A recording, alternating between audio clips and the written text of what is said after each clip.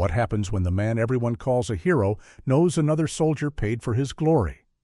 At 80, Henry Delaney begins a 2,000-mile winter journey to correct a promise broken in war. Driving him is Sawyer, a former Navy SEAL who believes the truth should always be simple. But mile by mile, Henry's secret forces both men to confront what honesty cannot undo. Between them, a loyal German shepherd quietly keeps two wounded lives from drifting apart. This is not a story about easy forgiveness. It is about finally facing the people who carried the cost. Tell us where you're watching from, and please like and subscribe to help us reach 1,000 subscribers and keep these stories alive. At 80, Henry Delaney still opened his workshop before the sun had fully cleared the eastern ridge. There was no practical reason to do it that early anymore. The large commissions had stopped coming years ago. He no longer built staircases or fitted entire kitchens, and he had learned, reluctantly, that an oak door could weigh more at 80 than it had at 60. Still, at 7 each morning, the lamp above the workbench glowed against the blue Vermont dawn. Outside, Greyhaven lay under a clean sheet of snow.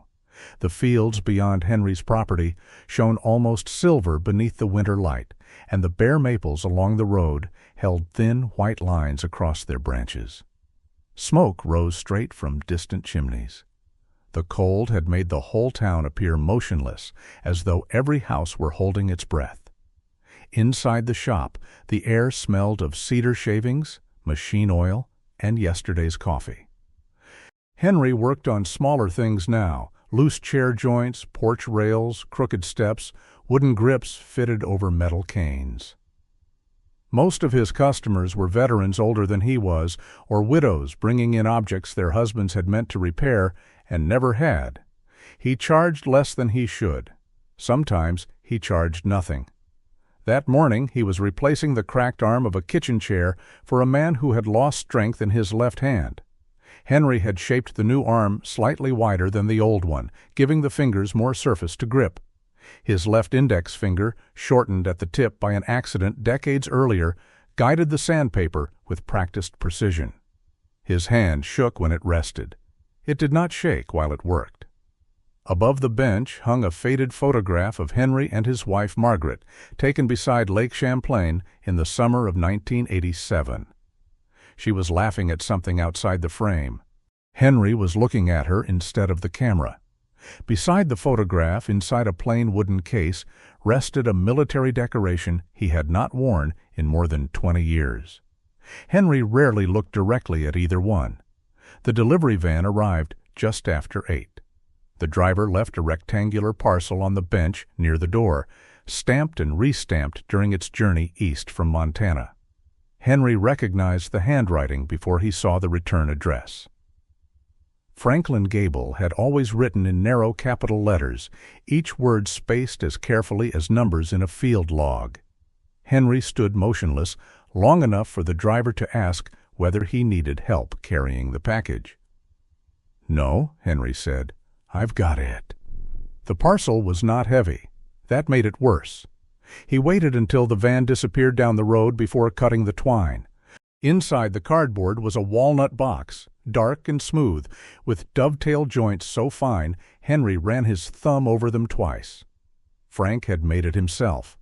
Henry could see the slight inconsistency in the final corner, where failing strength had forced the saw offline. Frank had corrected it with a thin sliver of matching wood, a craftsman's apology hidden where most people would never look. Henry lifted the lid. There was a letter on top. Beneath it sat a black handheld recorder, a photocopied military report, and a thick cream-colored envelope sealed with dark red wax. The name Dana Wexler, attorney at law, had been printed across the front. Henry did not need to read the report. His eyes found his own signature at the bottom of the first page. The room seemed to contract around him. He lowered himself onto the stool and opened Frank's letter. The first lines were ordinary. Frank complained about the food at the care facility and wrote that Montana winter had arrived early. He mentioned that his hands were no longer steady enough to finish the box properly. Then the letter changed. I do not have much time left, Henry. A Veterans Memorial Bridge will be dedicated in Bitterroot Valley next month. The plaque is already finished. It tells the same story we allowed into the record in 1972. It may be the last lie still alive after all of us are gone. Henry stopped reading. For several seconds, the only sound in the shop was the small electric heater ticking beneath the window. He looked at the report again. The paper was only a copy, but he could remember the original beneath his hand. He remembered the pen. Blue ink. Government issue.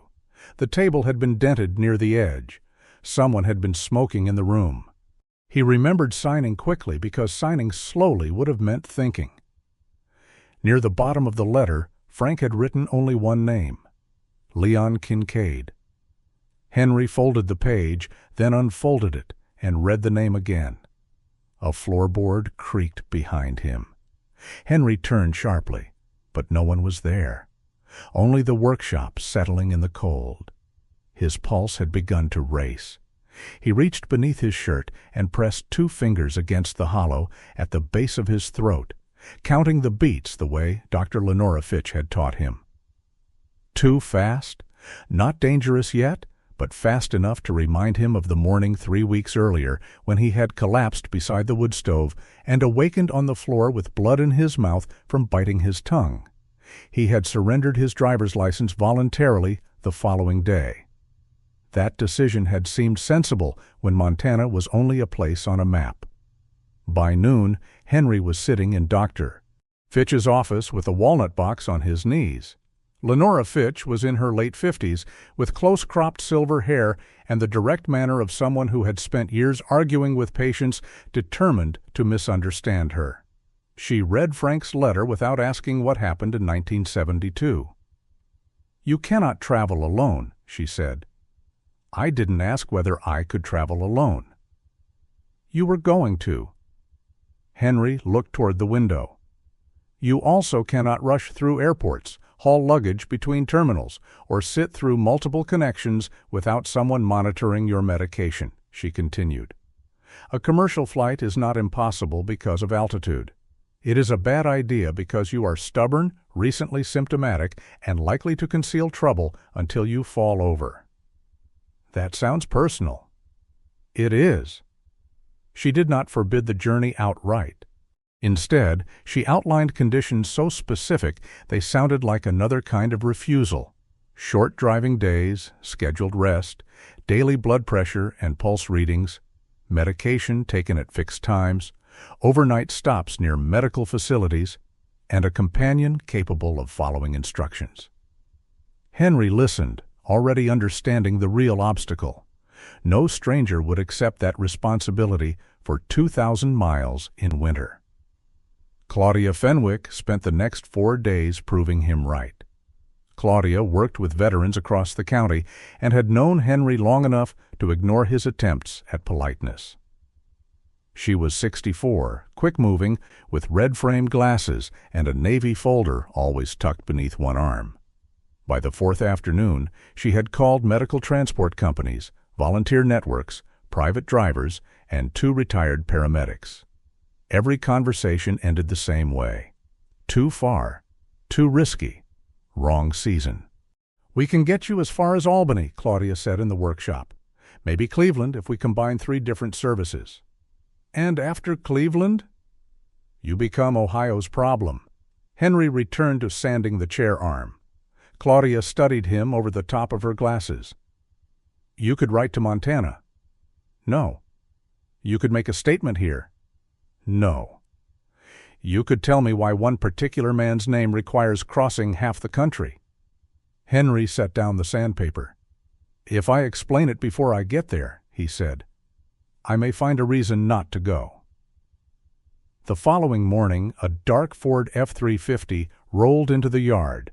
The truck carried the marks of long-distance living: salt along the lower panels, tools secured behind the cab, and a high camper shell modified with narrow windows. A cracked wooden ramp had been strapped to the rear. The driver who stepped out was tall and broad-shouldered, perhaps 43, dressed in an olive combat shirt with camouflage sleeves beneath a worn canvas jacket. His head was shaved clean. A close-cut beard sharpened an already angular face, while a slight bend in his nose kept him from looking too polished. His gray-blue eyes moved first to the workshop door, then to the roofline, the road, and the tree line beyond Henry's property. Only after that did he look directly at Henry. "Sawyer Rourke," he said.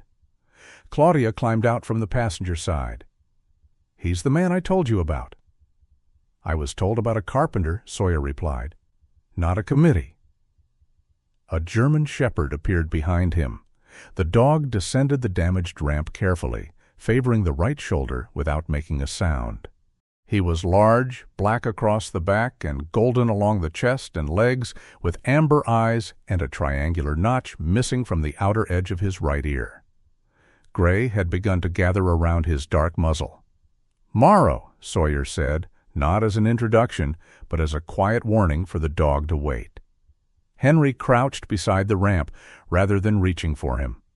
"The angle is wrong," Henry said. Sawyer looked at the cracked support. "The split caused that." "The split made it worse. The angle was wrong before."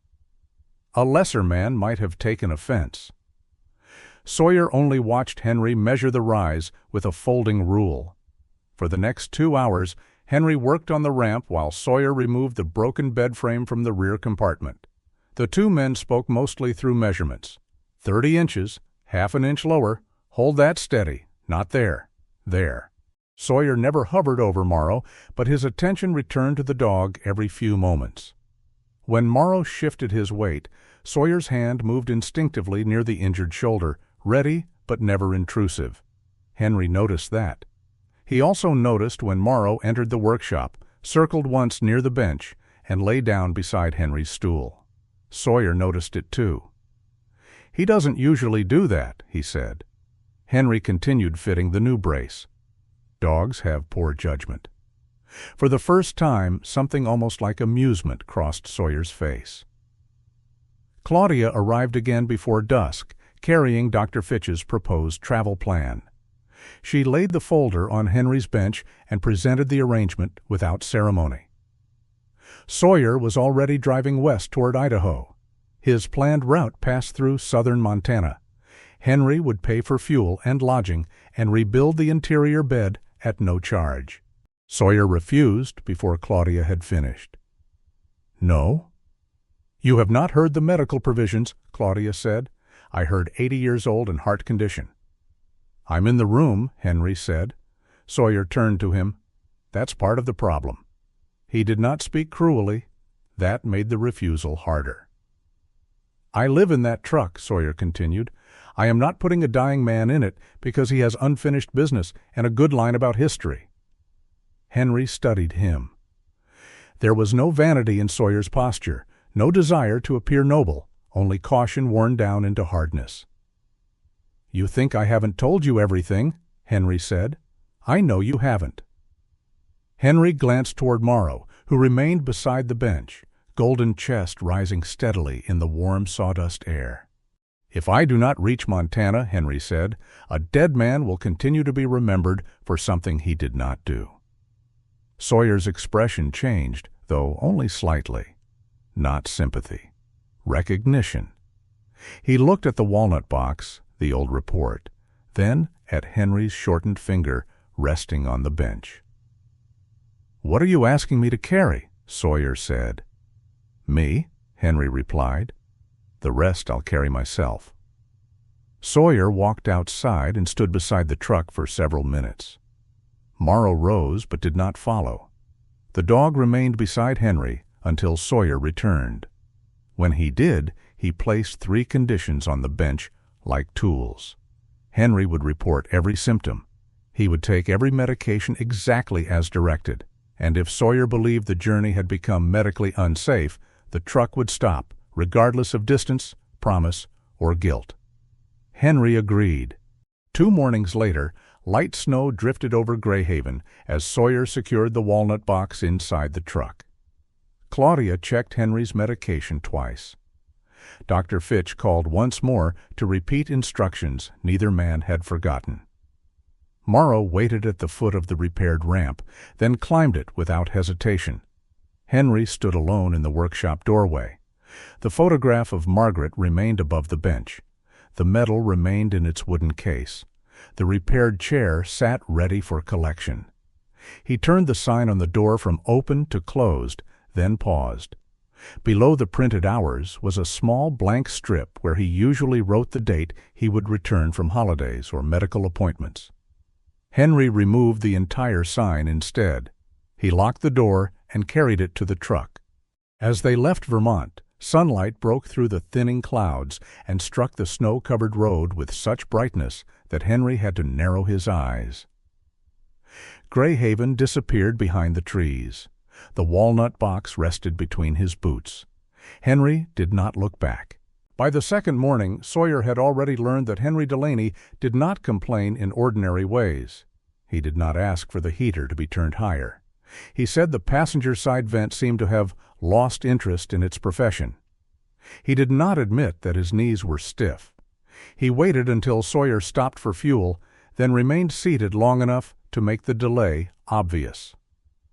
And when Sawyer announced that they would stay on the interstate through western New York, Henry unfolded a paper road map across his lap and placed one shortened finger on a thin blue line running closer to Lake Erie. "This road," Henry said. Sawyer kept his eyes on the windshield. "That road adds at least an hour. 43 minutes. You calculated it? I can read a map. So can the navigation system. The navigation system has never been married." Sawyer glanced at him. Henry tapped the lakeside route. "Margaret and I drove it in 1968, before the Army sent me anywhere important. It was the only long trip we ever took without going to visit someone who was sick." Snowbanks rose along the shoulders of the highway. Beyond them, bare trees stood against a pale sky, their branches black and fine as cracks in glass. Sawyer returned his attention to the road. "We have scheduled stops. We can still stop.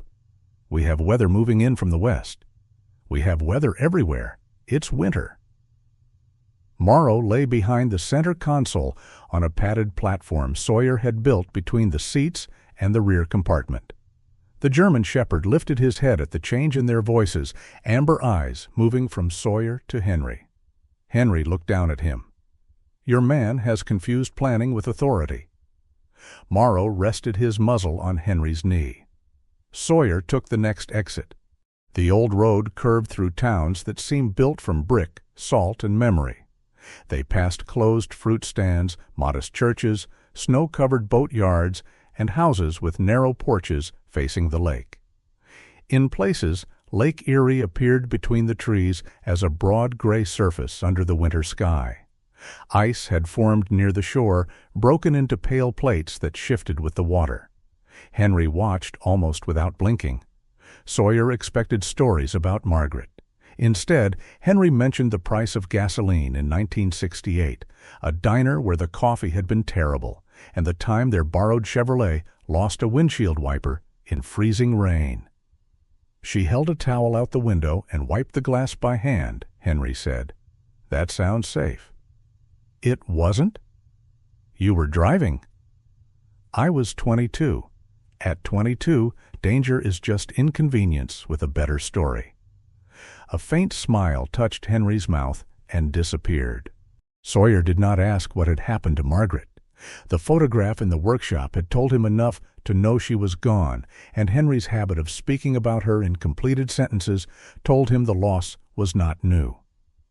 The road bent closer to the lake. Sunlight broke briefly through the cloud cover and struck the frozen shallows.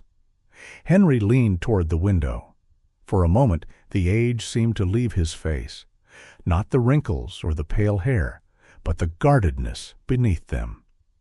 Sawyer saw the young man who had once taken that road with a laughing woman, and no idea what would later divide his life into before and after. Then the clouds closed again. Henry sat back. "Worth 43 minutes?" he asked. Sawyer checked the road ahead. "Ask me when we make up the time." They did not. By early afternoon, snow began falling so heavily that the lake disappeared behind a white wall. The weather alert on the radio warned of a lake effect band crossing the county. Visibility dropped within minutes, and traffic slowed to a crawl.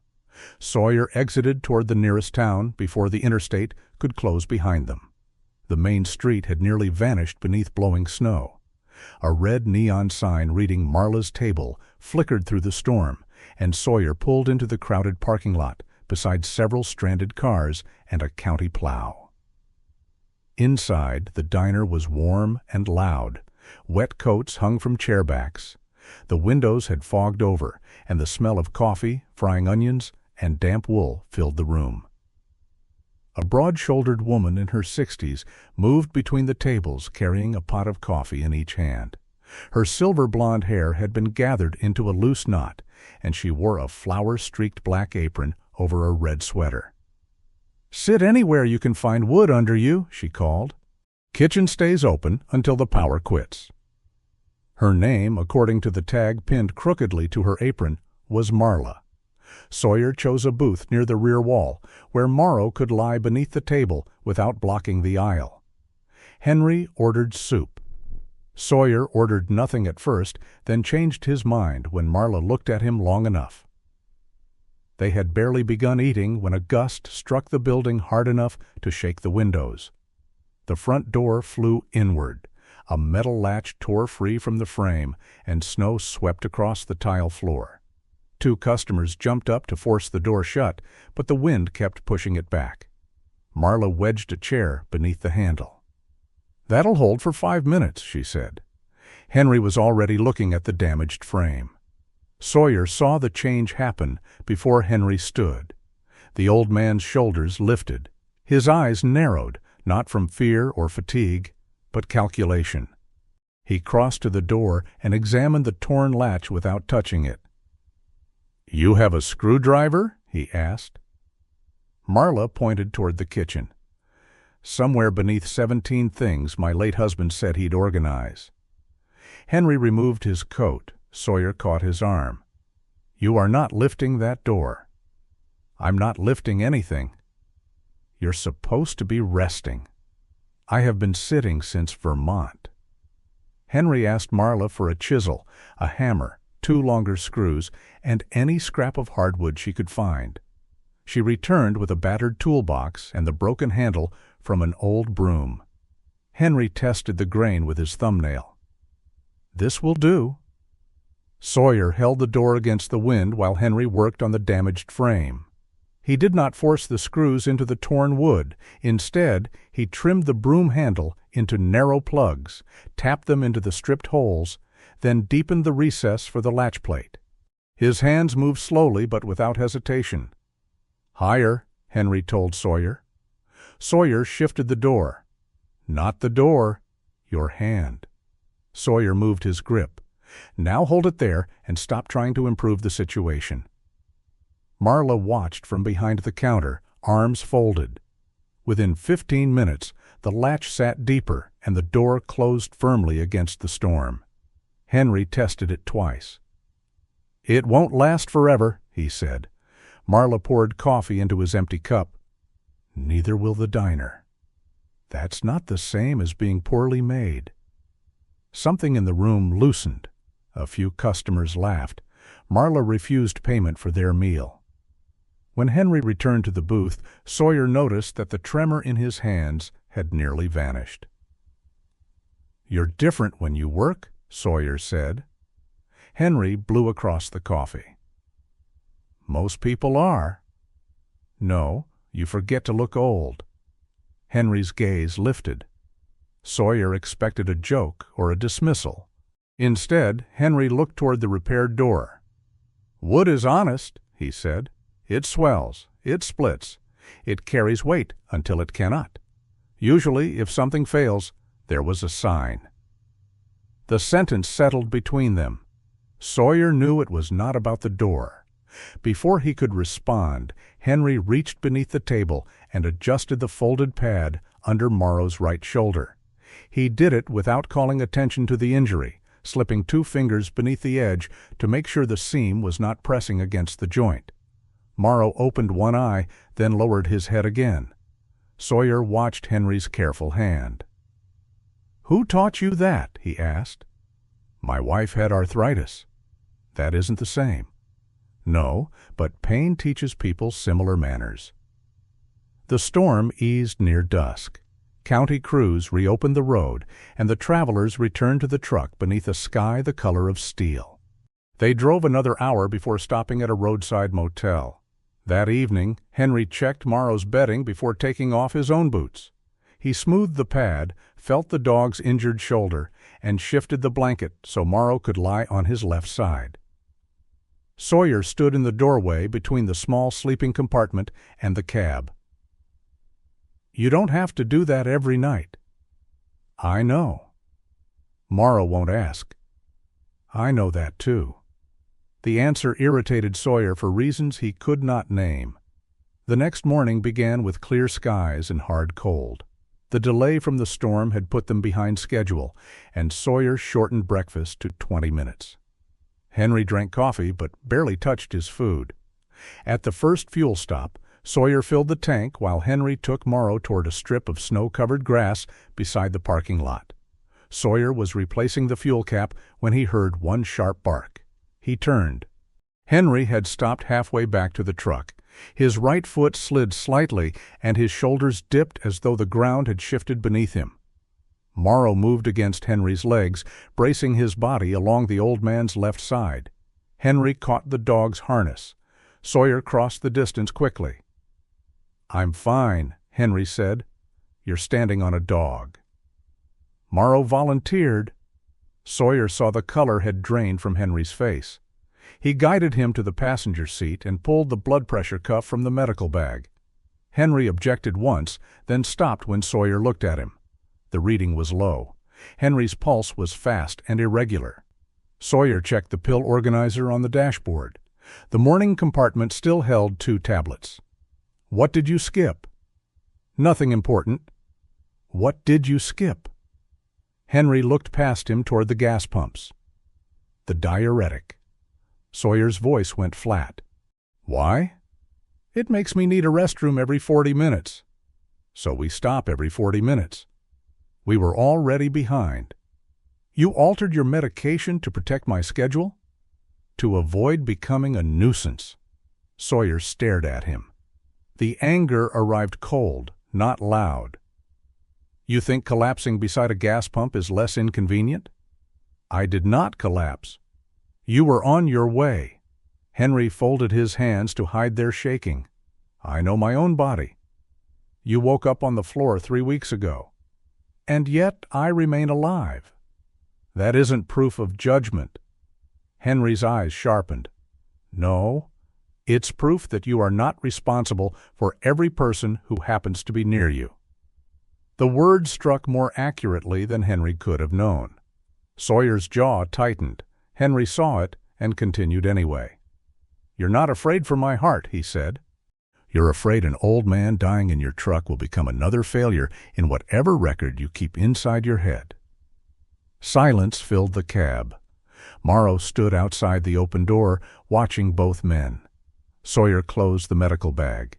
Then he started the engine. Henry looked toward the road west. "The next motel is less than—" "We're going to a clinic. That will cost half a day." "I know." "You don't get to punish me with caution." Sawyer backed away from the pump. "And you don't get to call self-neglect independence." The clinic was 17 miles east, almost entirely in the wrong direction. A physician examined Henry, reviewed Dr. Fitch's notes, and found no immediate emergency. Dehydration, inconsistent medication, and prolonged sitting had likely contributed to the episode. Henry was instructed to resume the prescribed schedule, drink more water, walk briefly at every stop, and seek emergency help if he developed chest pain, fainting, or worsening shortness of breath. By the time they left, the afternoon light had already begun to fade. Sawyer drove west for less than 10 miles before turning into another motel. Henry understood immediately. "You're taking me back tomorrow." "I'm considering it." You agreed to take me to Montana. I agreed under conditions you broke on the second day. Henry looked out at the parking lot, where snowplows had built tall banks beneath yellow lamps. You have the right to turn around, he said, but don't pretend this is only about my health. Sawyer switched off the engine. Henry opened the door and climbed out without waiting for assistance. That night, Sawyer remained inside the motel room while Henry sat on the covered walkway outside. The cold air had cleared, and the snow across the parking lot reflected every lamp in long bands of gold. Morrow stood at the open door. Sawyer gave a quiet command. The dog looked back at him, then walked outside and lowered himself beside Henry's boots. Henry did not reach down to pet him. Morrow did not ask. They sat together without movement, an old man and an aging dog watching light gather on the snow. Sawyer closed the door halfway, but left it unlatched. In the morning, Henry found the pill organizer placed in the center of the dashboard beside a bottle of water. Sawyer was already behind the wheel. "Take them," he said. Henry did. Sawyer waited until he swallowed. Then he started the truck and turned west. Neither man apologized. But before they rejoined the highway, Sawyer said, "From now on, we don't use silence to make things easier for each other." Henry tightened the cap on the water bottle. "That may be the first truly unreasonable condition you've given me." Sawyer drove on. Behind them, the road along Lake Erie disappeared beneath a fresh line of snow. By the time they crossed into Ohio, the pill organizer had become part of the dashboard. Sawyer kept it beside the compass where neither man could pretend to forget it. Henry took his medication without argument that morning, though he made a point of swallowing each tablet with the solemn displeasure of a prisoner obeying an unjust sentence. The road ran west beneath a colorless sky. Snow had thinned along the shoulders, exposing brown grass and blackened piles of road salt. Freight trucks moved steadily around them, their tires throwing gray mist across the windshield. For nearly an hour, neither man spoke. The silence was no longer comfortable, but it was no longer empty either. It contained the clinic, the missed medication, the accusation Henry had aimed too accurately at Sawyer, and the fact that Sawyer had still chosen to continue west. Morrow slept on the padded platform behind the seats. His muzzle rested on one foreleg, the gray around his chin, visible whenever the light shifted through the windows. Sawyer turned on the radio more to fill the cab than to hear it. A local veterans program was interviewing a county official from Montana about the dedication of a new memorial bridge in Bitterroot Valley. Sawyer listened only vaguely at first. The official spoke about public donations, engraved stones, and the importance of preserving stories before the last witnesses were gone. Then the host said Henry's name. Sawyer's hand tightened on the steering wheel. "The plaque will honor Staff Sergeant Henry Delaney," the host continued, "the combat engineer credited with identifying structural danger and then entering floodwater to rescue 3 soldiers when the temporary crossing collapsed in 1972. Henry reached for the radio. Sawyer caught his wrist before he could turn it off. The contact lasted less than a second. Henry pulled away. "Leave it," Sawyer said. The program continued. The host described Henry as a man who had recognized the danger before anyone else, remained at his post, and risked his life after his warning went unheeded. The story was polished, clean, and complete. Henry switched the radio off. The sudden quiet felt louder than the broadcast. Sawyer kept driving.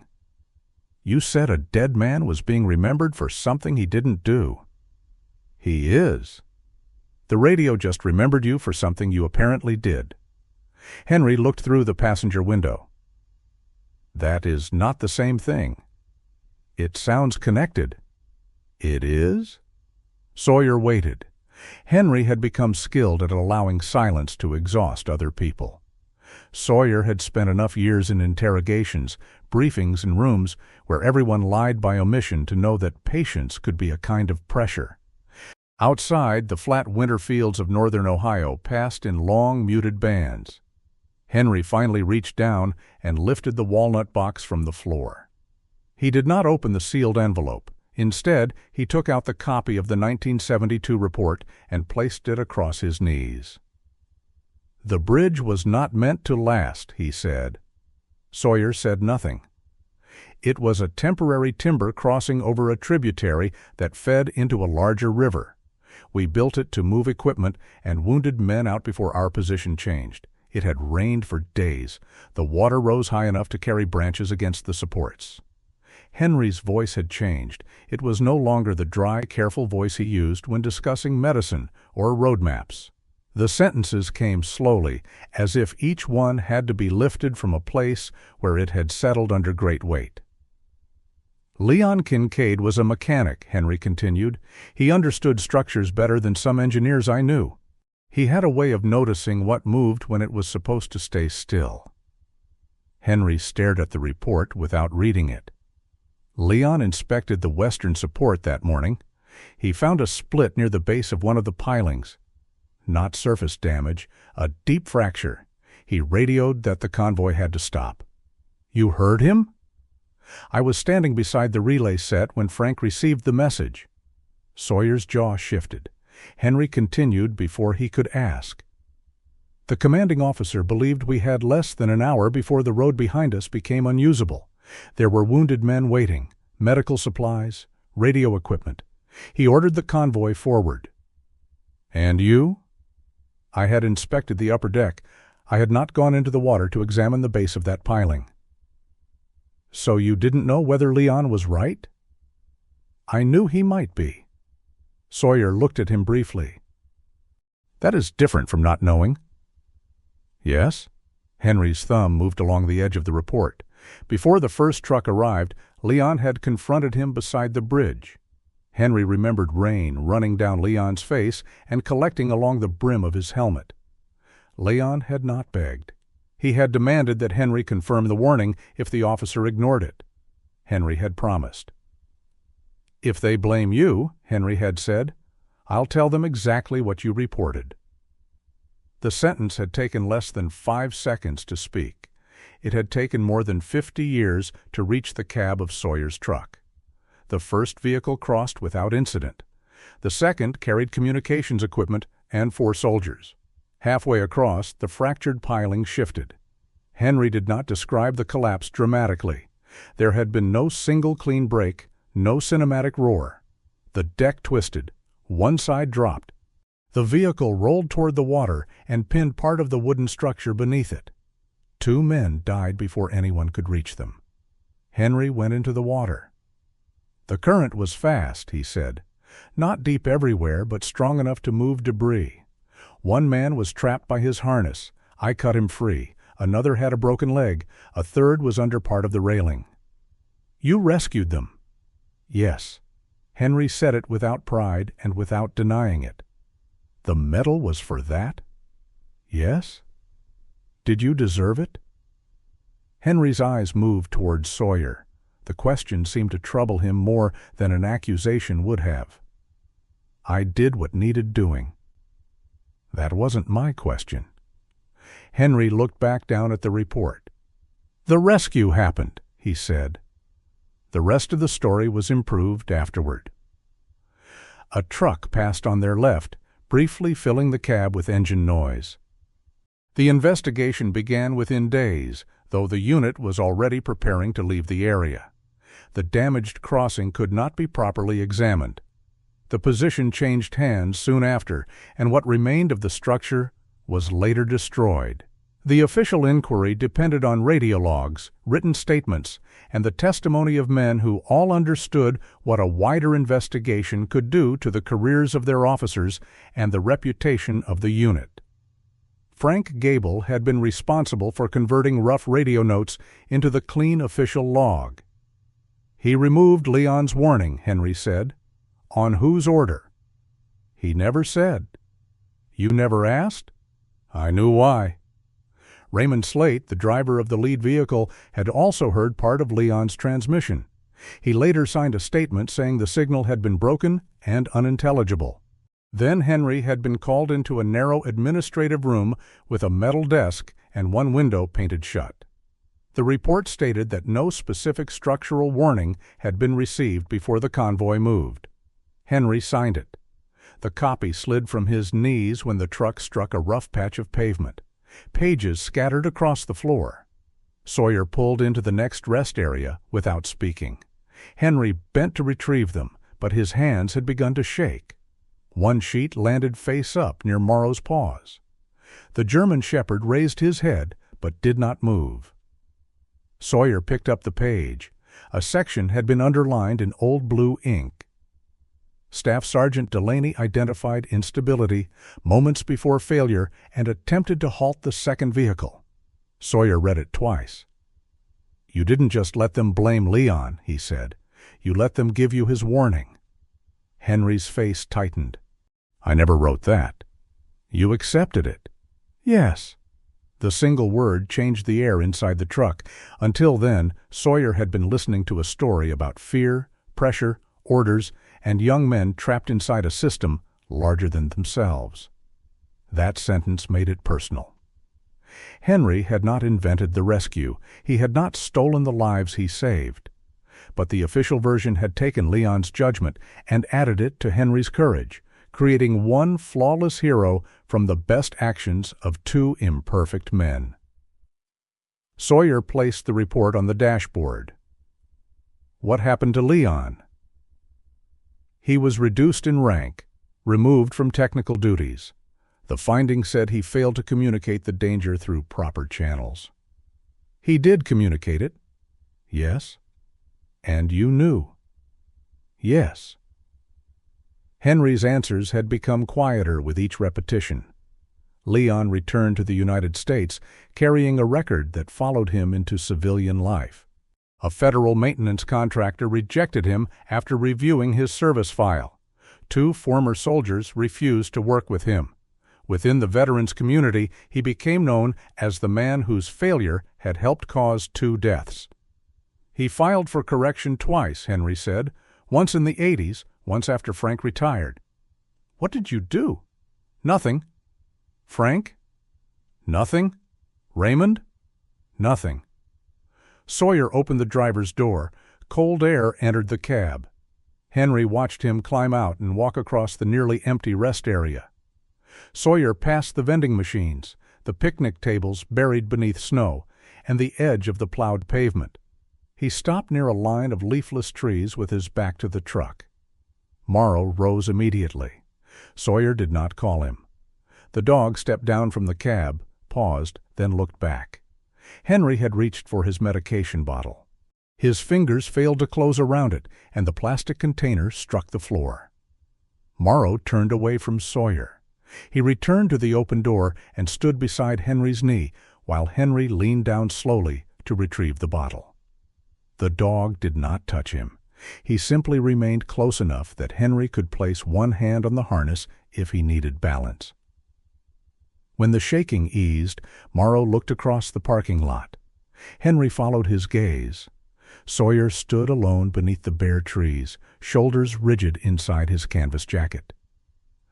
"You should go to him," Henry said. Morrow remained where he was. Henry let out a breath that held no humor. Stubbornness seems contagious.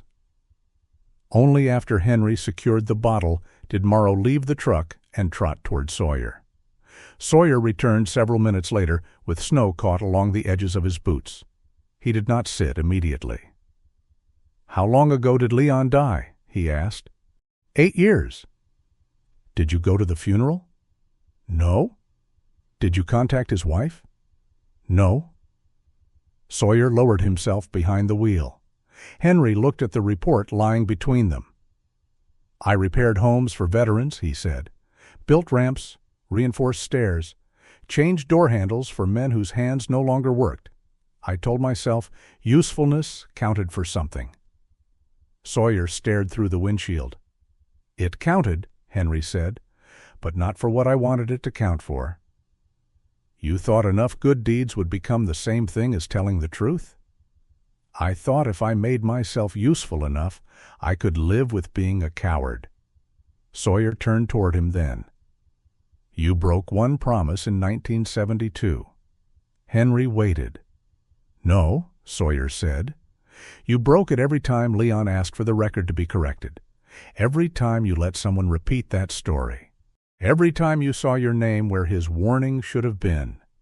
Henry did not defend himself. The rebuke was harsher because nothing in it was exaggerated. Sawyer started the engine, but did not shift into gear. "There is something else," Henry said.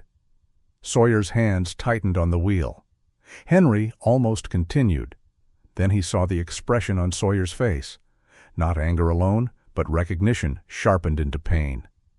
Whatever private history Sawyer carried, the story had reached it. Henry closed his mouth. For once he did not use another man's silence as permission to keep his own. "Frank is dying," Sawyer said after a while, "but Frank isn't the person you need to face." Henry looked toward the road west. The name felt different now that it had been spoken aloud inside the moving world rather than read in the safety of his workshop. "Ada Kincaid," Sawyer said. "Leon's widow." Henry folded the report carefully, aligning the corners even though the pages had already been creased. He placed it back inside the walnut box. Outside, traffic continued along the interstate, indifferent to the old story traveling among it. Sawyer shifted into drive.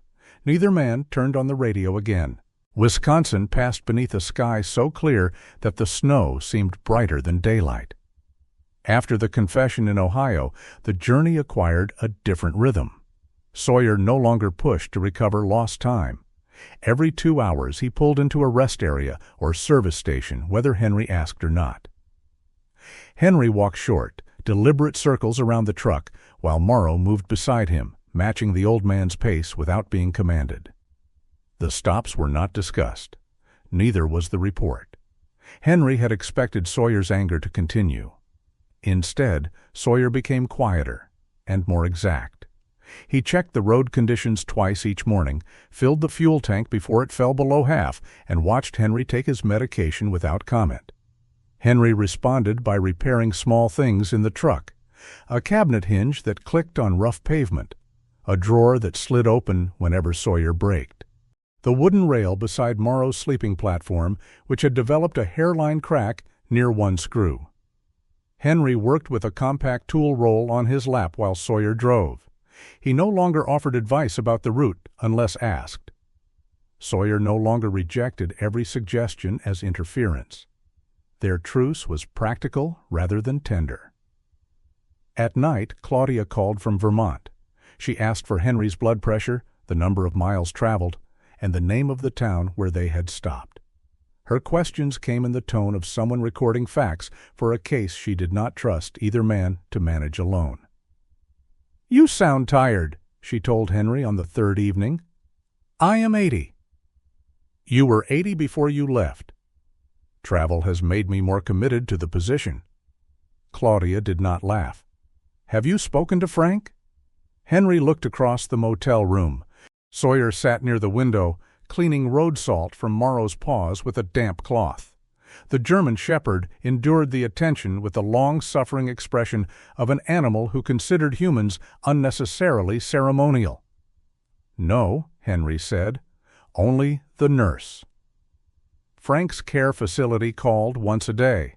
Most of the updates came from Evelyn Norse, the night nurse who had begun leaving messages directly on Sawyer's phone because Henry did not always hear his own. Evelyn had a low, steady voice and the habit of speaking in complete sentences, even when the news was poor. Frank was sleeping more. Frank had stopped eating solid food. Frank still recognized his surroundings during brief periods of wakefulness. Frank had asked whether Henry was on the road. Each update made Montana feel both nearer and less reachable. Henry never returned the calls himself. He told Sawyer that Frank would not have the strength for a conversation. Sawyer did not challenge him, though both men knew that was not the full reason. By the time they crossed into Minnesota, white fields stretched to the horizon under a pale blue sky. Farmhouses stood far apart, their red barns reduced to dark marks against the snow. The truck's heater hummed. Morrow slept with his chin resting on Henry's boot.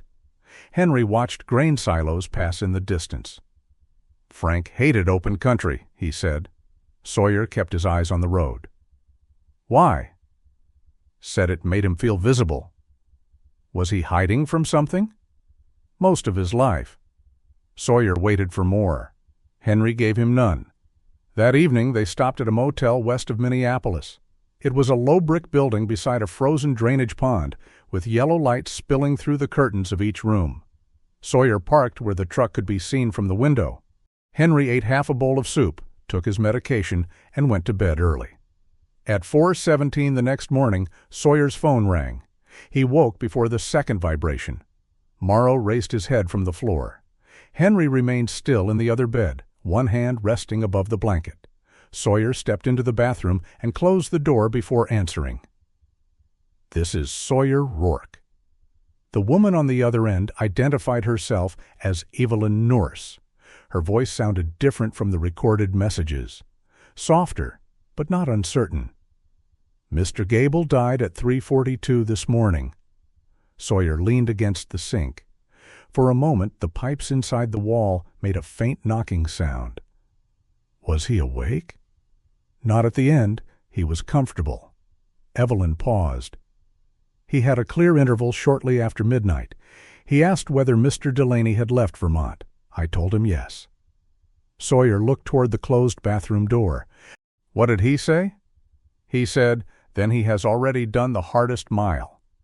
The sentence did not sound true to Sawyer. Leaving had not been the hardest mile. Not for Henry.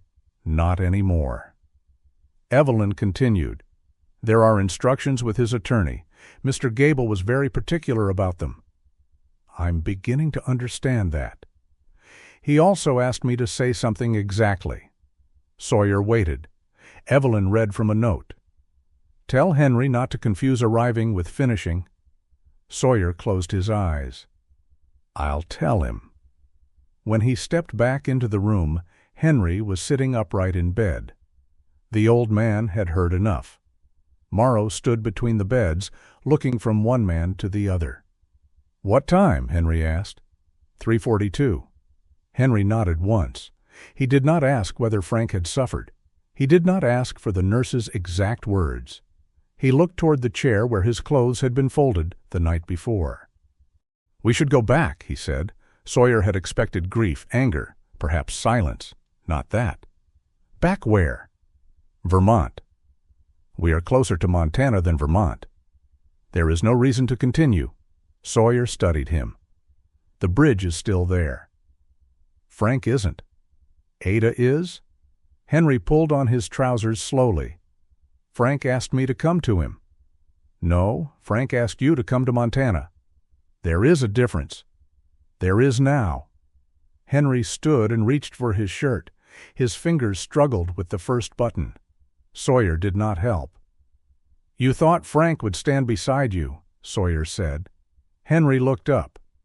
"You thought the two of you would tell the same story, divide the blame, and call that honesty." "That is not what I thought." "It is exactly what you thought." Henry finished the button and reached for the next. Sawyer's voice remained controlled. "If Frank was alive, you could look at Ada and say, 'We did this.' Now you have to say, 'I did this.'" Henry turned away. Morrow moved closer to him, then stopped before touching his leg. "The meeting is over," Henry said. "A dead man cannot reconcile with another dead man." This was never about Frank reconciling with Leon. "You did not know either of them." "No, but I know what it looks like when a man changes the purpose of a journey because the real purpose has become too difficult." Henry picked up the walnut box. For several seconds he held it against his chest as if its weight had changed. Then he noticed a small folded strip of paper secured beneath the recorder by a narrow leather band. He had seen the paper before, but assumed it contained operating instructions. Frank's handwriting covered one side. "Only play this if I am no longer alive when you arrive." Henry sat on the edge of the bed. Sawyer closed the curtains. The room dimmed, shutting out the bright snow and the silent parking lot. Henry pressed the button. Static filled the room. Then Frank's voice emerged, thin and uneven, but unmistakable. "Henry, if you are hearing this, I have managed to die before you could argue with me in person. I consider that my final tactical advantage." Henry's mouth tightened. The recording clicked, as though Frank had paused to breathe. "You may be tempted to turn around. You will tell yourself the trip was for me, and therefore my absence has relieved you of the obligation. That would be a lie, though not our first." Henry lowered his gaze. Frank explained that 6 months earlier he had sworn a statement before a notary. He had given Dana Wexler a copy of the rough radio log he had preserved since 1972, the carbon sheet containing Leon's warning before it was removed from the official version. After Frank's death, Dana had authority to send the documents to the appropriate military review office. Henry's cooperation was no longer necessary for the evidence to exist. It was only necessary if Henry intended to take responsibility for his own part. "The sealed envelope contains my affidavit," Frank said, "your signed technical report, and a blank sworn statement prepared for you. Blank is the important word. I have not written your confession. I am not entitled to."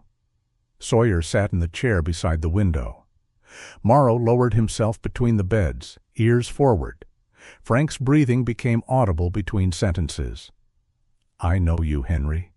You have imagined arriving at the bridge, placing your medal on a podium, and saying something noble, while people decide that an old man confessing must also be a brave man." Henry looked toward the inner pocket of his coat, where the medal rested. "Do not perform remorse for an audience." The words landed harder than accusation. "Do not make Ada Kincaid watch you become the center of Leon's story again. Give her the evidence. Tell her what you did. Then let her decide whether the truth becomes public, private, legal, or nothing at all." Henry stopped the recording. The room remained silent, except for the heater. Sawyer did not tell him to continue. Henry stood abruptly and crossed to the small table. He had no right. To what? To hand those records to a lawyer without telling me. Sawyer's expression hardened. "You mean he took control away from you? He exposed all of us. He exposed himself. He exposed me." "Yes?" Henry turned. Sawyer rose from the chair. "You are still arguing about who gets to choose when the truth exists," he said. "That is what you did in 1972. Henry's face reddened. "You think because you testified once you understand this?" Sawyer went still. For the first time since Ohio, the anger left his face entirely. What replaced it was more difficult to look at. "I waited," Sawyer said. Henry did not speak. "There was an investigation after a failed operation. One man was dead. Our commander had ignored information that should have changed the plan." Sawyer's eyes moved toward the floor, where Morrow lay between them. "I knew part of it before the official interview started. I waited because I thought I could protect the team. Then I fought with the commander. By the time I gave my statement, I was angry enough that I wanted the truth to hurt him." "Was the statement false?" "No." "Then you did what I didn't." Sawyer shook his head. "That is what I told myself." He had not met the family of the man who died. The man's widow had written twice. Sawyer never answered. "I used the fact that I told the truth as permission to disappear afterward," he said. "I thought honesty was the whole obligation." Henry looked at him across the narrow motel room. One man had hidden behind silence. The other had hidden behind disclosure. Neither had stayed to hear what the truth did to the people left behind. Henry pressed the recorder button again. Frank's voice returned. "There is one more man you should find before Ada decides anything." Raymond Slate heard Leon's transmission. "I located him near Rapid City. He refused to sign a statement for me. Perhaps he will refuse you too. He has earned that choice." The recording ended with a click. No farewell, no request for forgiveness, no declaration of brotherhood. only the sound of the machine continuing to run for several empty seconds before the tape stopped. Henry sat beside Morrow and placed the recorder on the bed. The dog leaned lightly against his knee. This time, Henry rested one hand on the black fur behind Morrow's ear, not for balance. By daylight, the truck was still facing west. Henry called the number printed on Dana Wexler's envelope. A woman answered after 2 rings. Her voice was precise and low, with none of Evelyn's softness. "Dana Wexler. My name is Henry Delaney." There was a brief pause. "I know." Henry looked through the windshield at the white Minnesota morning. "I am not promising to make a public statement. I did not ask you to. I need Raymond Slate's location." Another pause followed, long enough to make Henry wonder whether Dana would refuse. "He volunteers 3 mornings a week at the Black Hills Transportation Museum outside Rapid City," she said. "I can tell him you may come. I cannot make him meet you." "I understand." "I am not sure you do, Mr. Delaney, but you may learn." The call ended. Sawyer stood beside the open driver's door, waiting. "Rapid City is south of our current route," he said. "I know." "It adds distance." "I know that too." Sawyer watched him for a moment, then entered the new destination into the navigation system. Henry placed the walnut box behind the passenger seat and secured it with a strap. For the first time since Vermont, he was not continuing because Frank had asked him to. Frank was gone. The decision belonged entirely to Henry now. The Black Hills Transportation Museum stood beyond the western edge of Rapid City, where the city thinned into open ground, and the snow lay unbroken between long metal warehouses. There was no grand entrance. A faded sign leaned toward the road, and several military trucks sat beneath canvas covers behind a chain-link fence. Wind moved loose snow across the yard in narrow white streams. Sawyer parked beside a building marked Restoration Bay. Henry remained in the passenger seat for several seconds. The walnut box was strapped behind him. He did not reach for it. "You called ahead," Sawyer said. "Dana did." "That wasn't my question." Henry looked toward the building. "I told Raymond I was coming." "And?" "He said he would be here." That was not the same as agreeing to meet. Morrow descended the ramp first, testing the packed snow with his front paws. The cold stiffened his injured shoulder, but after a few measured steps, his gait settled. Inside the Restoration Bay, heat rose from 2 portable furnaces and disappeared into the high steel rafters. The air smelled of diesel residue, old upholstery, and grinding dust. Along one wall stood engines on wheeled frames. Along the other, faded route maps and black-and-white photographs documented the history of military transport. A man in a denim work shirt leaned into the open cabin of an olive-drab cargo truck. He was large through the chest and stomach, with white hair clipped close to the scalp and a heavy mustache that nearly covered his upper lip. His left knee remained stiff when he climbed down from the work platform. Raymond Slate wiped both hands on a shop rag. He looked at Henry without surprise. "You took your time," he said. Henry glanced at the truck. "So did you." Raymond's eyes shifted briefly toward Sawyer and Morrow, then returned to Henry. "Frank said you might come after he died." "He knew?" "Frank always knew what people would do after it was too late to stop them." No one offered a handshake. Raymond led them to a small office overlooking the restoration floor. The room contained a metal desk, 3 mismatched chairs, and a wall map of Southeast Asia, marked with routes in faded pencil. A yellowed road map had been pinned beside it. One point had been circled in blue ink. Henry recognized the location before Raymond spoke. "The crossing," Raymond said. Sawyer remained standing near the door. Morrow lay beside him, head raised. Raymond lowered himself into the chair behind the desk. "Frank came here 9 months ago," he said.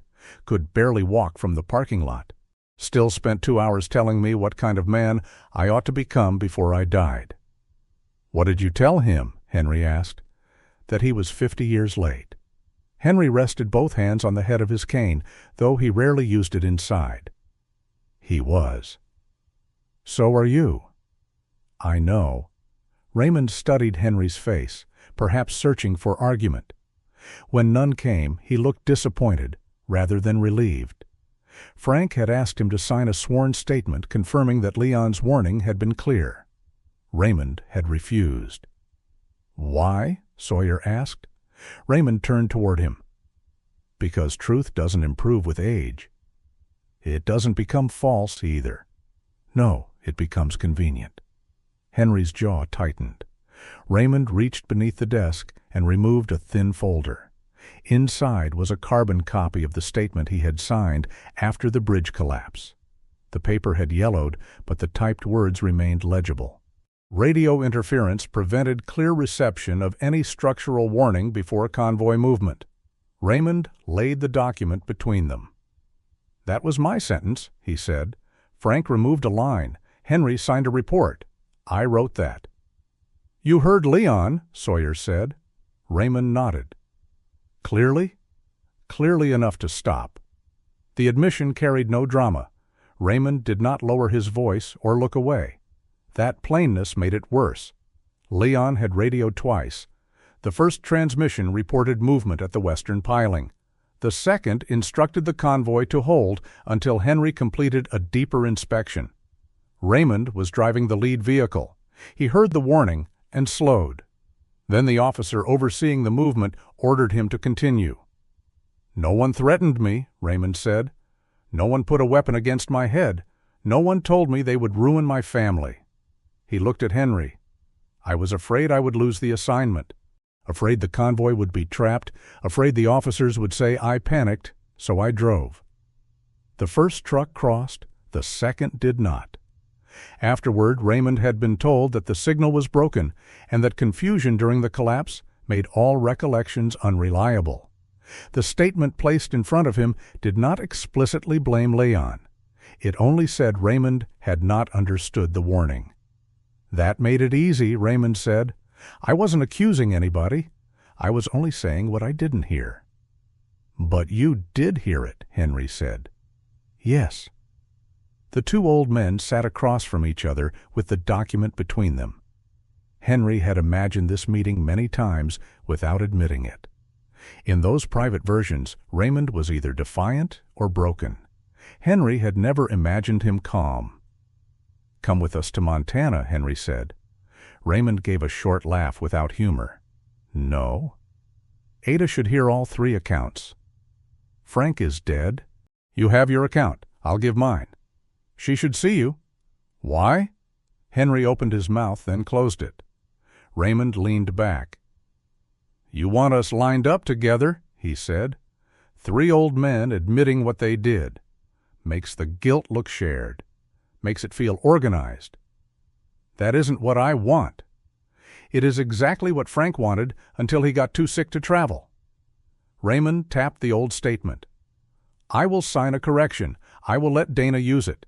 But I will not stand beside you while somebody takes photographs of our courage." Henry's face hardened. "No one is arranging photographs?" "Not yet." A metal cane struck the concrete outside the office. A second man appeared in the doorway. Curtis Vale was shorter than Henry, but broader through the shoulders.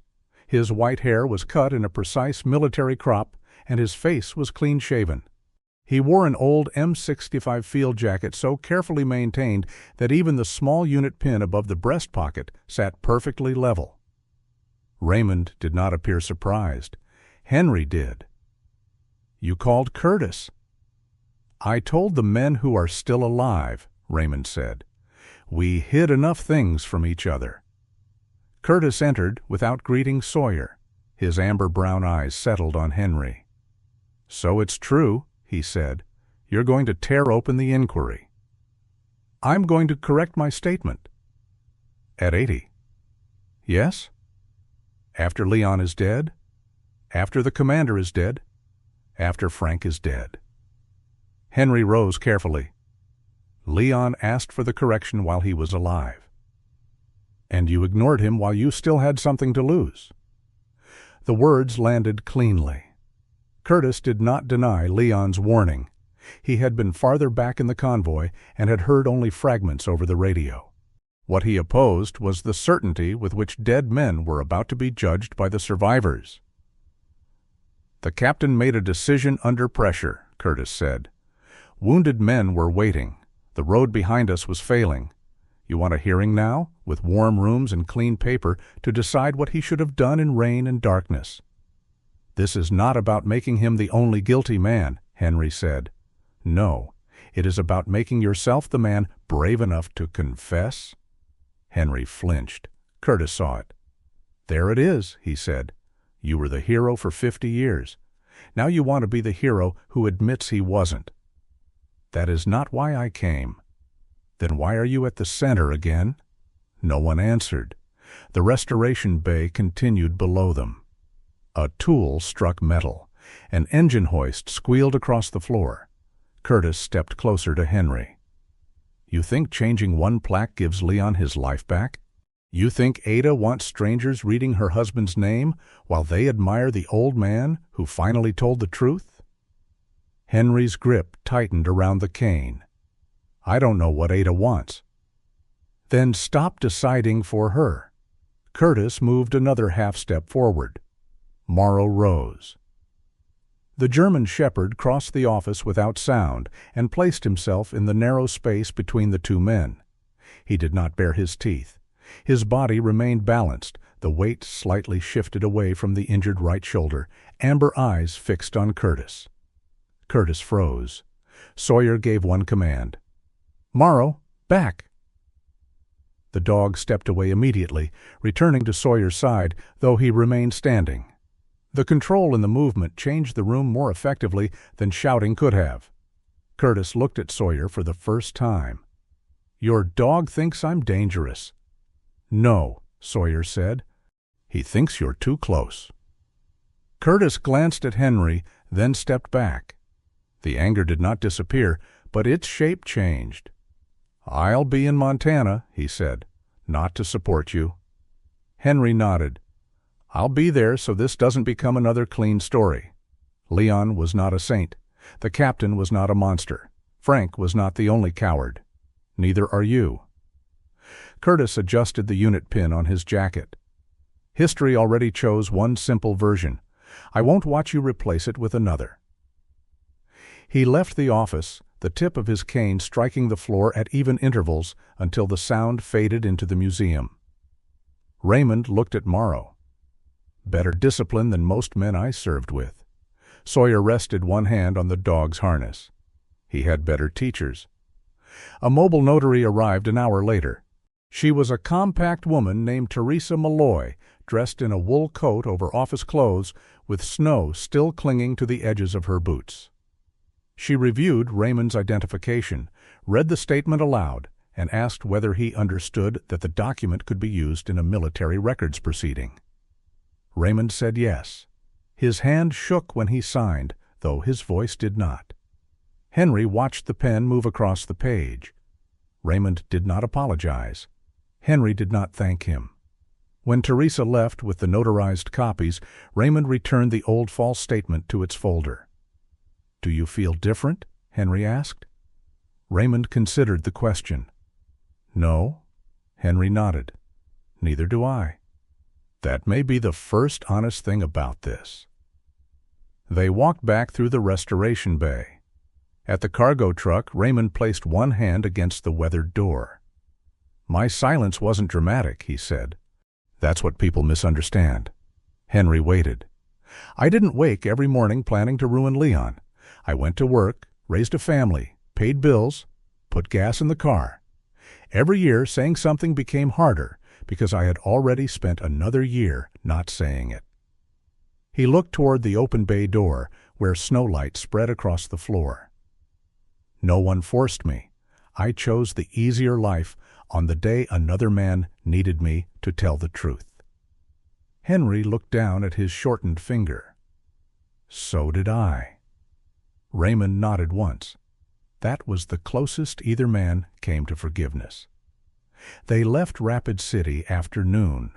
The interstate carried them west through open winter country, where dark ridges rose beyond the white plains. Sawyer drove for nearly an hour before speaking. The man in my inquiry was named Daniel Voss. Henry turned toward him. Sawyer kept his eyes on the road. Daniel had been part of Sawyer's team during an operation built on incomplete intelligence. Their commanding officer pushed forward after receiving a warning that the route might be compromised. Sawyer believed the warning should have stopped them. He said nothing before the mission. After Daniel died, Sawyer also waited before giving his formal account. "Why?" Henry asked. "I told myself I was protecting the team." "And when you finally spoke?" "I had just learned the commander blamed Daniel for breaking formation." Sawyer's jaw tightened. "I was angry. My statement was true, but I wanted it to destroy him." Henry let the distinction settle. "Did it?" "It ended his career." "Was that deserved?" "Partly." The word remained in the cab. Henry looked at him. "Was your statement accurate?" Sawyer's fingers shifted on the steering wheel. "Most of it." Henry turned fully toward him. "Most of it is the phrase that destroyed Leon's life." Sawyer did not defend himself. Daniel's widow had written twice. The first letter asked what happened. The second asked why Sawyer had never answered the first. Both remained in a document box beneath the bed. That evening, they stopped at a motel near the Wyoming line. Henry went inside with Morrow while Sawyer remained in the truck. He opened the compartment beneath the narrow bed and removed a weathered envelope. Inside were the 2 letters and an index card bearing an Oregon address. Sawyer did not call. He placed the card on the dashboard beside Henry's pill organizer where the morning light would find it. For the first time in years, he did not hide it again. Western Montana appeared beneath a blue sky. After days of gray highways and flat winter fields, the mountains rose ahead with startling clarity. Snow covered the higher slopes in clean white bands, while dark pines crowded the valleys below. Small towns passed in brief arrangements of brick storefronts, church steeples, and winter lights still glowing above the sidewalks long after sunrise. Henry had imagined Montana differently. For years, the state had existed in his mind as a place of judgment, cold, distant, and severe. Yet the country beyond the windshield looked almost welcoming. Sunlight flashed across frozen creeks. Horses stood in snow-covered pastures with steam rising from their backs. Red ribbons moved in the wind outside a roadside cafe. Nothing in the landscape accused him. That made the journey harder. Sawyer drove with both hands steady on the wheel. The index card bearing Daniel Voss's widow's address remained beside Henry's pill organizer on the dashboard. Neither man had mentioned it since leaving Rapid City. Morrow stood between the front seats, watching the mountains through the windshield. The German shepherd's ears shifted with each change in engine sound. When Sawyer slowed for ice, Morrow widened his stance without taking his eyes from the road. Henry checked the time. "If the pass stays open, we could reach Bitterroot Valley before dusk." Sawyer glanced at the navigation screen. "If the pass stays open." The warning appeared 20 minutes later. Electronic signs along the highway announced that the mountain route had been closed for avalanche control. State crews were preparing to release unstable snow above the roadway, and no traffic would be permitted through until the work was complete. Vehicles were directed toward an old mining town several miles east of the closure. Henry leaned forward as though proximity to the windshield might alter the message. "How long?" "The sign doesn't say." "Call someone." "Who?" "The highway department." Sawyer looked at him. "You think they'll open a mountain because Henry Delaney is late?" Henry sat back. The dedication ceremony was scheduled for 2 that afternoon. They followed a line of trucks and passenger cars into the town of Bellwether, a cluster of old stone buildings pressed between steep white slopes. A volunteer in an orange vest directed them toward the community hall, where stranded travelers could wait indoors. The hall had once served as a miners' union building. Its tall windows rattled whenever wind swept down from the pass. Folding tables had been arranged beneath faded photographs of men standing beside ore carts. Coffee steamed in metal dispensers near the kitchen. Henry entered carrying his coat over one arm. The building was warm enough that his glasses fogged. Sawyer chose 2 chairs near a side wall, where Morrow would have space to lie without being stepped over. "We wait," Sawyer said. Henry looked at the clock above the kitchen. 1 hour and 23 minutes until the ceremony. A gust struck the southern wall. One of the tall windows shuddered in its frame. Several volunteers were moving sheets of plywood from a storage room. Most were older residents, bundled in work coats and knit caps. A lean man with a white beard tried to lift one end of a board, while a woman in a reflective vest struggled with the other. Henry stood. Sawyer caught the movement immediately. "No. They need another pair of hands. They need hands that haven't been ordered to avoid lifting. I can guide them." "Then guide." Henry walked over before Sawyer could stop him. The woman in the reflective vest introduced herself as Nell Partridge, the town clerk and, for that afternoon, the person responsible for keeping several dozen strangers warm. She had wind-reddened cheeks and the impatient energy of someone accustomed to solving problems before anyone finished describing them. "We're covering the 2 loose windows," she said. Wind shifted. "Hardware's in the milk crate." Henry examined the frame. The plywood was heavier than it looked. The volunteers had planned to raise it flat against the window while someone drove screws through the corners. "You'll split the trim," Henry said. Nell looked at him. "You a carpenter?" "Long enough to know windows resent being treated like barn doors." He showed them where to place narrow wooden spacers so the board would rest against the wall rather than the fragile molding. Sawyer carried the plywood. Henry marked the screw points and held one lower corner steady. For several minutes, the work proceeded without difficulty. Henry felt useful. That was the danger. When the second board arrived, one of the volunteers lost his grip. Henry reached instinctively and took more of the weight than he intended. The board dragged against his arms. A pressure gathered beneath his breastbone. Not pain exactly, but a hard internal flutter followed by emptiness. The room tilted half a degree to the left. Henry tightened his grip. "Set it down," Sawyer said. "I have it." "You don't." Henry tried to shift his feet. His right boot caught on the edge of a floor mat. Morrow crossed the room before Sawyer reached him. The dog pressed along Henry's left leg, giving him something solid to lean against. One sharp bark cut through the noise of the hall. The plywood struck the floor.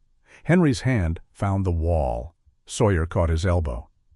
"I'm all right." "You're not." "I stood too quickly."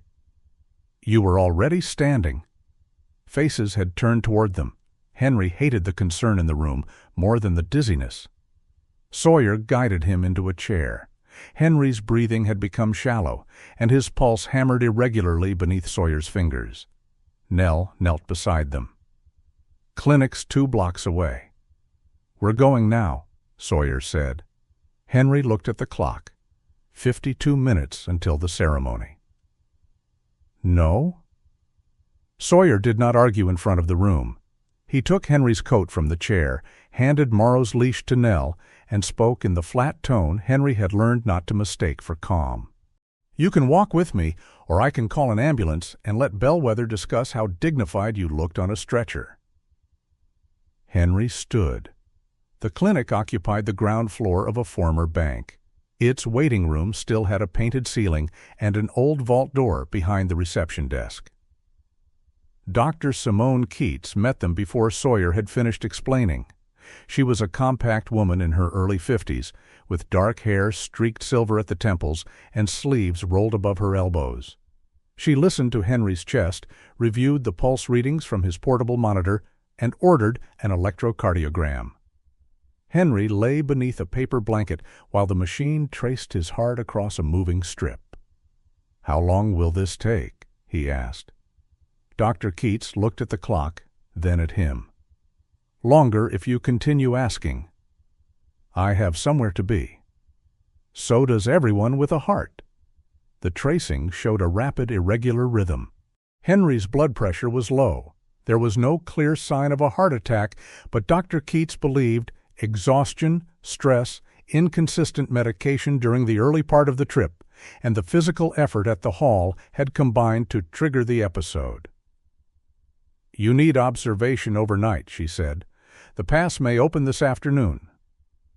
"You are not crossing it this afternoon. The ceremony begins in 30 minutes. Then the ceremony will begin without you." Henry stared at her. Dr. Keats did not soften the statement. Sawyer stood near the foot of the examination bed. Morrow had been permitted into the room after Sawyer explained the dog's background and promised he would remain under control. The German shepherd lay beside the door, his injured right shoulder facing inward toward Henry. Henry looked at Sawyer. "Tell her." "Tell her what?" "That we have traveled more than 2,000 miles. She can read an odometer. It won't change the ECG." Henry turned toward the window. Across the street, sunlight shone on the snow as if nothing had been delayed. The medication slowed his heart within the hour, but Dr. Keats refused to discharge him. Sawyer moved the truck into the clinic parking area and returned with the walnut box, Henry's overnight bag, and Morrow's blanket. At 2:15, Nell appeared with a paper cup of coffee for Sawyer and the information that the avalanche control work had succeeded. The road was expected to reopen before evening. Henry looked at the clock. The ceremony had already begun. No one mentioned it. At 3, a local news broadcast came on the small television mounted in the corner of the observation room. The volume was low. Sawyer reached for the remote, but Henry stopped him. "Leave it." The screen showed Bitterroot Valley under the same bright winter sky. A crowd stood beside a new bridge decorated with flags and evergreen branches. The county official at the podium spoke about duty, sacrifice, and preserving memory. Then the camera moved to the plaque. Sawyer stood close enough to read it. Staff Sergeant Henry Delaney recognized structural danger and displayed extraordinary courage during the collapse, rescuing 3 fellow soldiers from floodwater. A second line honored Franklin Gable for maintaining communications during the emergency. Leon Kincaid's name did not appear. The cause of the collapse was described as sudden structural failure following severe weather. Henry watched the camera linger on his own name. For decades he had imagined public exposure as humiliation, faces turning toward him, applause dying, the medal becoming evidence against him. He had never imagined something worse. The ceremony continued beautifully without the truth. The crowd applauded. A brass quartet played. Snow fell lightly against a mountain bright with afternoon sun. No one knew a mistake had occurred because the event worked exactly as intended. Henry reached for the blanket and threw it aside. "Get my clothes." Sawyer did not move. "The road is open." "The doctor hasn't released you." "I am not staying here while they finish this." "They already finished it." "We can still reach them tonight." "You can barely stand." Henry swung his legs from the bed. "I did not come this far to arrive after they've written Leon out again." Sawyer stepped between him and the floor. "You are going to stay." "You do not decide that. You gave me that authority in Vermont. I gave you authority to stop the trip if it became unsafe, not to imprison me." "You made it unsafe." Henry's voice rose. "We came more than 2,000 miles and missed the one day that mattered." Sawyer's expression remained hard. The truth was buried for 54 years. One more night is not what destroys it. "You don't understand the promise I made to Frank." This was never the promise to Frank. Henry stopped. Sawyer pointed toward the walnut box. "Frank forced the road open. That's all. The promise was the one you made to Leon before the bridge fell." Henry's mouth opened, but no answer came. "You told Leon you would speak if they blamed him," Sawyer continued. "He did not ask you to reach a ceremony on time. He asked you not to abandon him when it mattered." The anger left Henry's face in pieces. He looked toward the television, where the county official was shaking hands beneath the plaque. "This was supposed to be the day," Henry said. "No, this was the day they chose." Sawyer lowered his voice. "You don't get to turn your death into the last dramatic proof that you cared." Henry looked at him. The accusation was cruel only because it was possible. For much of the journey, Henry had treated his failing body as an acceptable cost. He had skipped medication, hidden fatigue, lifted what he had been told not to lift, and called each risk commitment. But commitment had consequences for other people. Sawyer would have to carry whatever happened. Claudia would receive the call. Morrow, who understood none of the history, would still recognize an empty seat. Henry looked toward the door. The dog had not moved during the argument. Morrow lay with his back partly toward Sawyer and his damaged shoulder exposed to Henry. The position was not a command or a warning. It was simply trust offered without understanding what Henry might do with it. Sawyer picked up Morrow's leash. "Come on," he said quietly. The dog lifted his head but remained on the floor. Sawyer repeated the command. Morrow looked toward Henry. Not defiance, hesitation. The smallest delay was enough. Henry saw suddenly how he had drawn both of them into his private punishment and renamed it a mission. Sawyer had been required to manage his body, absorb his accusations, and risk becoming responsible for his death. Morrow had spent mile after mile adjusting himself around Henry's weakness. Henry placed both feet back beneath the blanket. "I'll stay." Sawyer did not praise the decision. He lowered the leash and sat beside the window. That night, the clinic became quiet after 10. Wind moved softly against the glass. Henry slept in brief intervals while a monitor marked his pulse with a green line. Sawyer sat in the truck with the dashboard lights off. The Oregon address remained beside the pill organizer. He entered the number Evelyn had helped Dana locate and held his thumb above the call button for nearly a minute. When the line began ringing, Sawyer almost ended it. No one answered. A recorded voice asked him to leave a message. Sawyer looked through the windshield at the clinic window. Morrow sat in the passenger seat, watching him. "My name is Sawyer Rourke," he said after the tone. "I served with Daniel." He paused. "I should have answered your letters. I told myself that giving a statement was the same as doing everything I owed. It wasn't." The words sounded inadequate, but he did not improve them. "I have avoided hearing what my choices did to you. If you are willing, I will meet you. I won't ask you to forgive me. I will listen." He left his number and ended the call. In the morning, Dr. Keats examined Henry again. His rhythm had stabilized, and his blood pressure had improved.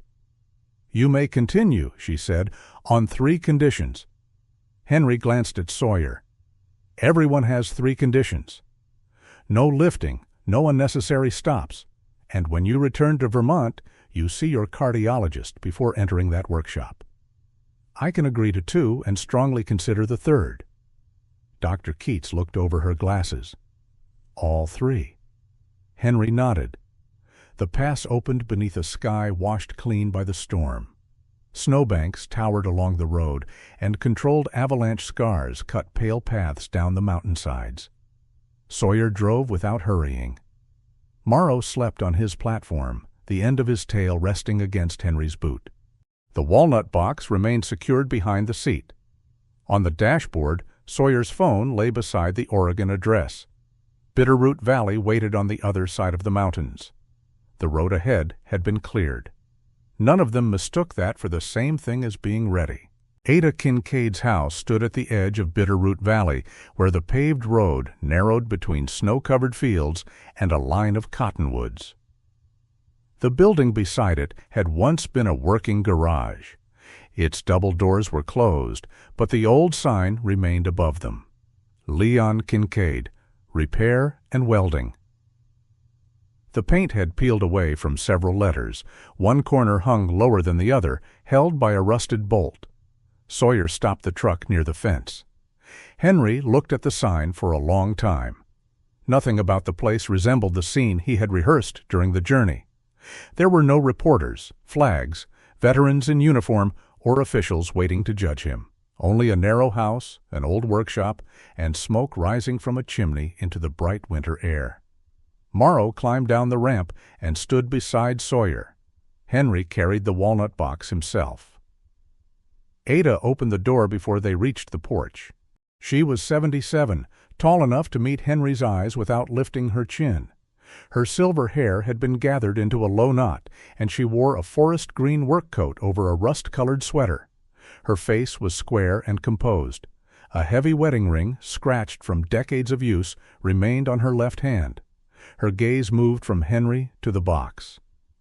"Frank said someone would come," she said. "He did not say how long you would stand in my yard." Henry stepped forward.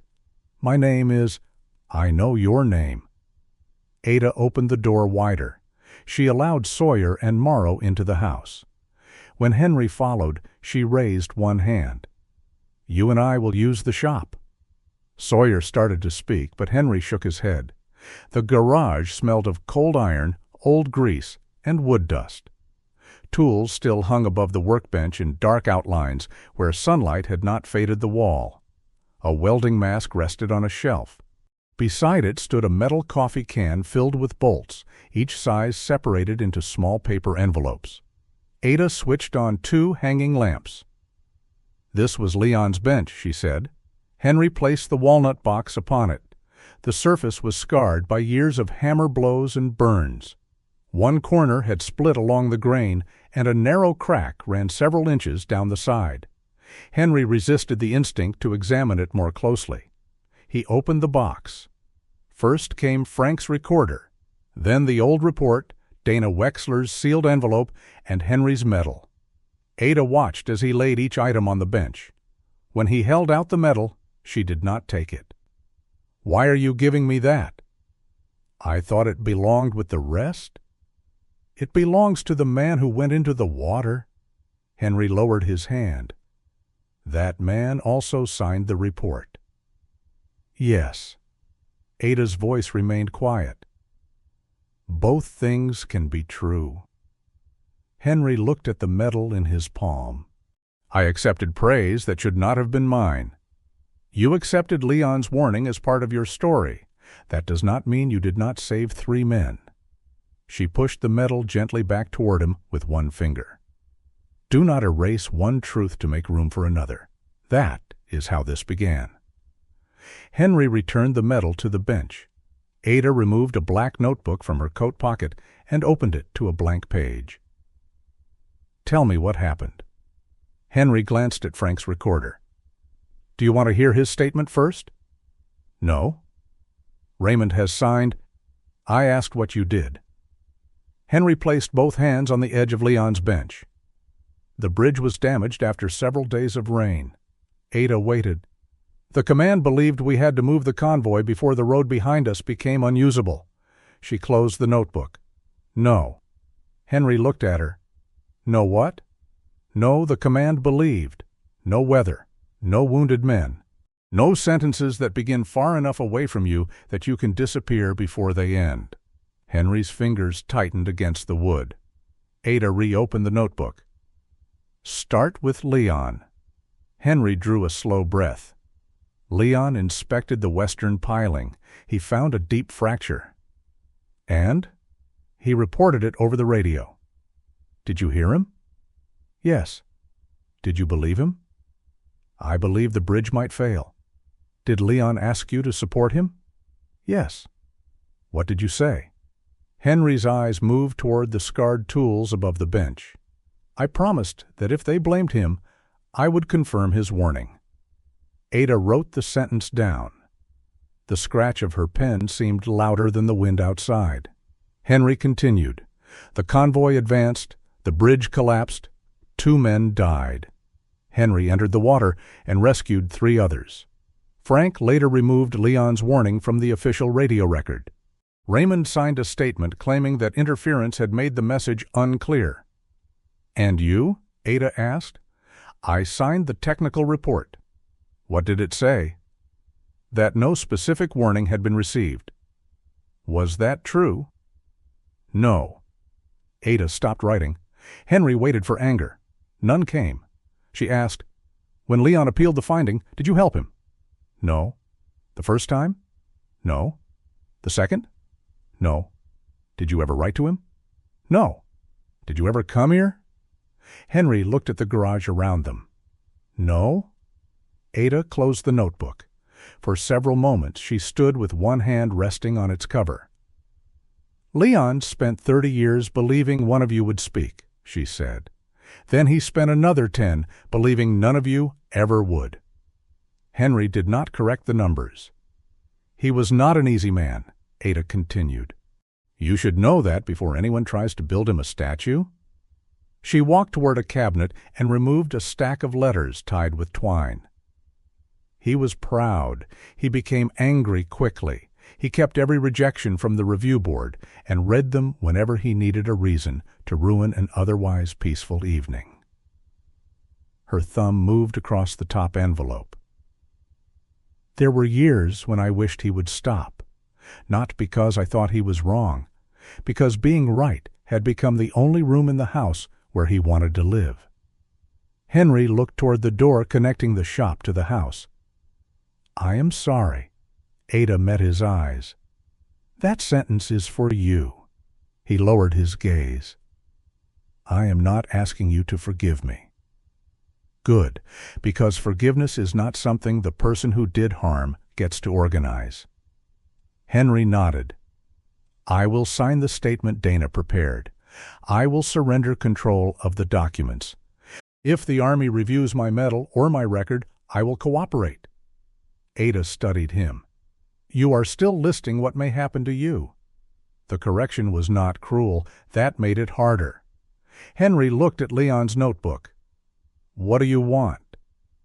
"I want one accurate sentence." Ada opened the notebook again and read what she had written. "Leon Kincaid warned them that the bridge was unsafe, and the men who heard him left him alone afterward." She closed the book. "I do not need him made perfect. I need that sentence to stop being absent." The county meeting took place 2 days later in a small administrative building overlooking the river. Dana Wexler arranged the documents across a long table before anyone entered. In person, she was tall and composed, with reddish-brown hair streaked with silver and a charcoal blazer beneath her winter coat. Colored tabs divided the files into local records, military documents, sworn statements, and historical evidence. She explained the process without promising an outcome. The county board could review the wording on the bridge plaque. It could cover the current plaque temporarily or authorize a replacement. It could not change Leon's military record. That request would have to go before the Army Board for Correction of Military Records, supported by Frank's affidavit, Raymond's testimony, Henry's new statement, and the preserved carbon copy of the original radio notes. "It may take months," Dana said, "possibly longer. Evidence can reopen a record. It cannot force a conclusion." Henry signed his statement before the meeting began. His hand shook only once. Ada sat across from him. She did not watch the signature. Raymond appeared on a video screen from Rapid City. Curtis Vale took a chair near the end of the table, still wearing his immaculate M65 jacket. He placed his metal cane against the wall and adjusted the unit pin above his pocket. The public gallery held fewer than 30 people. Henry read his statement aloud. He did not describe himself as young, frightened, obedient, or trapped by circumstance. He did not mention the houses he had repaired or the veterans he had helped. He stated what Leon reported, what Frank removed, what Raymond denied, and what Henry signed. Frank's recording was played afterward. When it ended, no one applauded. Curtis requested permission to speak. "The old record is incomplete," he said, "but if you correct it, Do not make the new version dishonest in the opposite direction." He looked toward Henry, then Ada. The men in that convoy were under pressure. The officer made a decision with wounded soldiers waiting and a route collapsing behind them. That does not excuse what happened later, but do not turn one dead man into a monster so another dead man can become a saint. Ada answered before Henry could. "I agree." Curtis seemed surprised. "My husband could be difficult," she continued. "He was also correct about the bridge. Those facts do not cancel each other." The county board voted to cover the existing plaque while a historical review was conducted. A temporary notice would state that new evidence had challenged the accuracy of the original account. Leon's name was not immediately added. Henry's medal was not taken away. No official declared the matter resolved. When the meeting ended, people stood in small groups rather than forming a line to shake Henry's hand. Some avoided him. One elderly veteran nodded once before leaving. Curtis collected his cane and passed Henry without speaking. Ada returned to the garage that afternoon. Henry followed. She pointed to the cracked corner of Leon's bench.